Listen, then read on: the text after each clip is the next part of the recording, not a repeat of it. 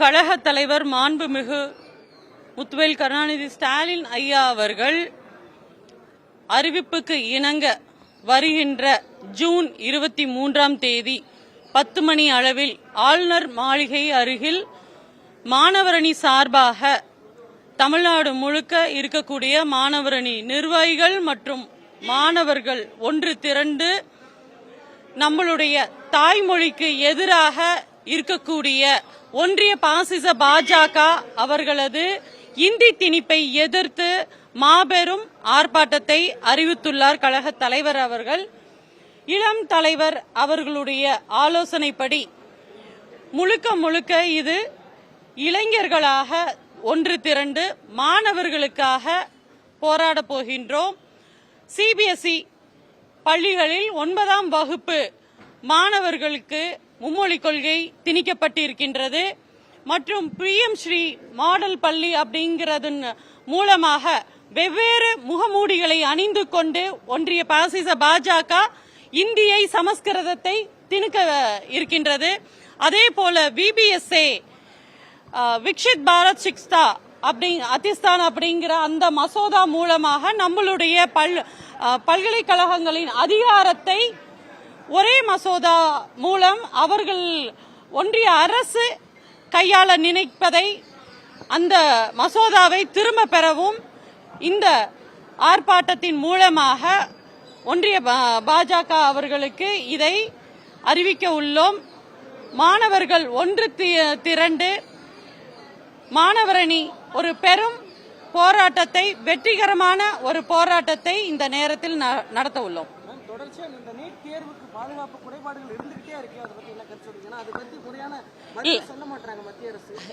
இந்தியாவிலேயே முதல் முறையாக நீட்டுக்கு எதிர்த்து குரல் கொடுத்தது எங்களுடைய கழக தலைவர் மாண்புமிகு தலைவர் அவர்கள் தான் அதை கொடுத்தாங்க.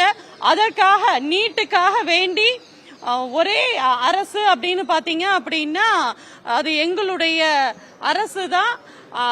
எங்களுடைய இளம் தலைவர் அவர்கள் தமிழ்நாடு முழுக்க பாத்தீங்க அப்படின்னா உண்ணாவிரதத்தை மேற்கொண்டார். அனிதா அவர்களுடைய நினைவு ஏந்தல் அந்த அன்று நாங்க நீட்டுக்கு எதிர்த்து போராடினோம்.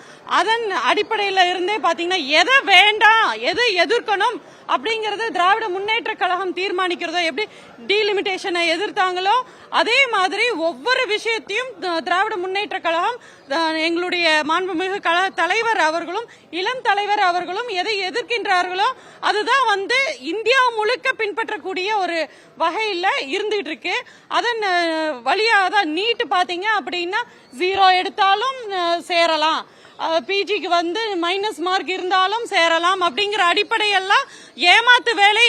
அதைத்தான் ஃபர்ஸ்டே சொன்னாங்க இளம் தலைவர் அவர்கள். ஃபர்ஸ்டே சொன்னாங்க இது ஒரு மாயை கிரியேட் பண்ற மோடி வித்தை, இது அந்த வித்தையை நாங்க எதிர்க்கிறோம்னு சொன்னாங்க. அது இப்போ குட்டு வெளிப்பட்டிருக்கு. அந்த கொஸ்டின் பேப்பர்ஸ் எல்லாம் லீக் அவுட் ஆயிருக்கு.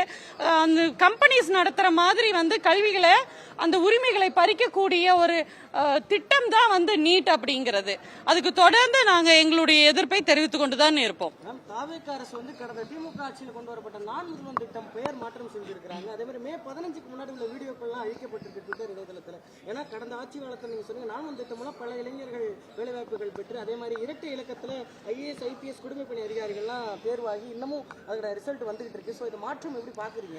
நான் முதல்வன் திட்டம் மூலமாக இதற்கு முன்பாக நம்மளுடைய தமிழ்நாட்டில இருந்து பாத்தீங்க அப்படின்னா 9ல இருந்து 11 பேர் தான் ஒவ்வொரு தேர்ச்சியும் போதும் தேர்வாகக்கூடியவர்கள் அவ்வளவு ஒரு சிங்கிள் டிஜிட்ல இருந்துட்டு இருந்தது. ஆனா அதை தாண்டி இன்னைக்கு 57 பேர் வந்திருக்காங்க அப்படின்னா அதுக்கு நான் முதல்வன் திட்டம் தான் முழு காரணமாக இருந்தது.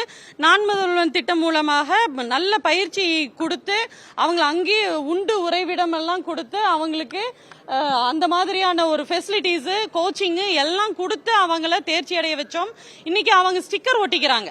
ஸ்டிக்கர் ஓட்டுறதுல தான் மன்னர் அப்படிங்கிறது நடிகருக்கு நல்ல பெயர் போன ஒரு விஷயம் ஆயிருச்சு.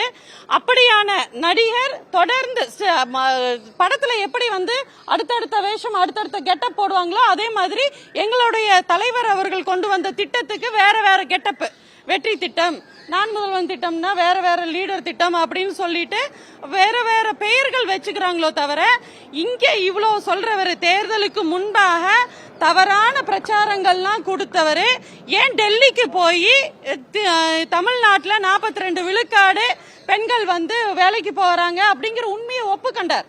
அவரே வாக்குமூலம், அது அங்க போய் இவரோட பொய் பெருட்டு எல்லாம் பேச முடியாது.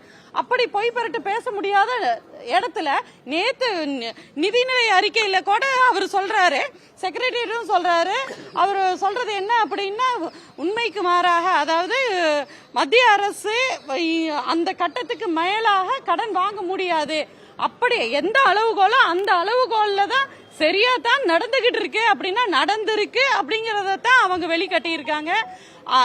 ஒவ்வொரு பொய்களும் இப்ப குட்டு வெளிப்பட்டுக்கிட்டே இருக்கு. அது பெண்கள் பாதுகாப்பு ஆகட்டும், கல்வி ஆகட்டும், என்னமோ ஒரு மாசத்துல வந்து இந்த பேக்ல திருக்குறள்ல வந்து விஜய் அண்ணா தான் போட்டாங்க அப்படிங்கிறது, இது எல்லாமே எங்களுடைய கழக தலைவர், இந்த தமிழ்நாட்டின் மக்களின் முதல்வர் மாண்புமிகு முத்துவேல் கருணாநிதி ஸ்டாலின் ஐயா கொண்டு வந்தது. இன்னைக்கு இவங்க அந்த பெருமையை தேடிக்கலாம் அப்படிங்கிறது சில தற்குறி கூட்டங்கள் வேணா அதை நம்பிக்கிட்டு இருக்கலாம். ஆனா உண்மையிலேயே தமிழ்நாடு மக்கள் அன்னைக்கு 2021 ஓட்டு போடாதவங்க கூட, எங்களுடைய இளம் தலைவர் சொன்ன மாதிரி ஓட்டு போடாதவங்க கூட அடடா போடாம விட்டுட்டோமே அப்படின்னு ஃபீல் பண்ணாங்க. இப்போ நடிகருக்கு ஏண்டா ஓட்டு போட்டோம்னு ஃபீல் பண்ணக்கூடிய நிலைமைக்கு மக்கள் தள்ளப்பட்டிருக்காங்க. நன்றி.